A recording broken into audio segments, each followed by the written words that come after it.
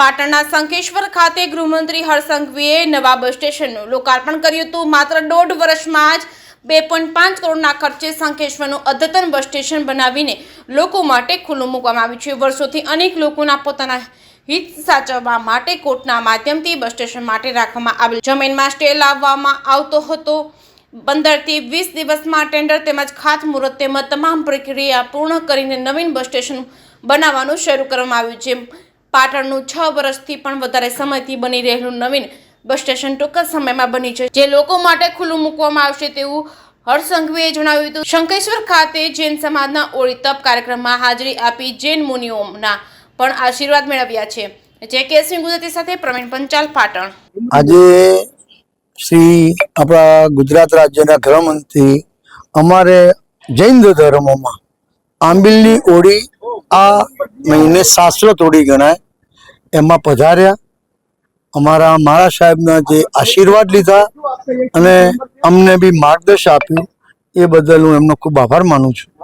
અને આ રીતે અહીંયા એમને લોકાર્પણ કર્યું બસ સ્ટેન્ડનું એ બી ઘણી ગુજરાત માટે અને શંખેશ્વર માટે સારી બાબત છે। ભાઈ પાટણની બાબતમાં બી વાત થઈ છે અને એમનું બી લોકાર્પણ થાય એવું હું ઈચ્છું છું અને એમાં એ જરૂરથી અમારી વાત સાંભળશે।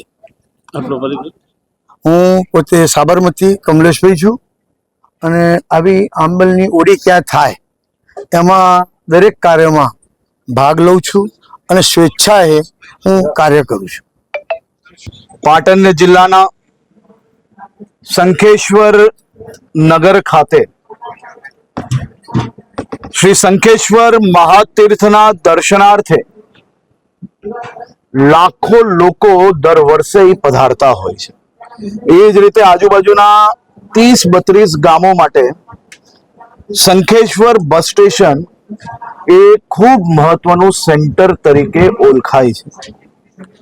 ખૂબ મોટી સંખ્યામાં બસો અહીંયાથી અવર જવર કરતી હોય છે, પરંતુ વર્ષોથી કોઈક ને કોઈક કારણોસર અનેક લોકોના પોતાના હિત જાળવવા માટે હાઈકોર્ટના માધ્યમથી કોર્ટોના માધ્યમથી ગ્રામજનોના હિતમાં આરક્ષિત રખાયેલી બસ સ્ટેશનની જગ્યા ઉપર વારંવાર સ્ટે લાવવામાં સફળતા પ્રાપ્ત થયેલી। 1.5-2 વર્ષ પહેલા જ્યારે હું અહીંયા દર્શન માટે આવ્યો હતો, દાદાના ચરણોમાં વંદન કરીને પ્રાર્થના માંગીને જ્યારે બહાર આવ્યો અને ગ્રામજનોએ માત્ર એક જ માંગણી કરી કે આ બસ સ્ટેશનનો જે ફસાયેલો કેસ છે તેને નિકાલ આવીને અહીંયા ઝડપથી બસ સ્ટેશન બને। તાત્કાલિક 15-20 દિવસમાં ટેન્ડરની પ્રોસિજર હોય, ખાતમુહૂર્તનું પ્લાનિંગ હોય, બધું પૂર્ણ કરીને 15-20 દિવસમાં જ ખાતમુહૂર્ત કરેલું હતું અને માત્ર 1.5 વર્ષની અંદર ખાતમુહૂર્તથી લોકાર્પણ સુધી શંખેશ્વર બસ સ્ટેશન આજે અદ્ભુત બધી જ વ્યવસ્થાઓ જોડે તૈયાર થઈ ગયું અને લોકાર્પણ બી કરી લેવામાં આવ્યું।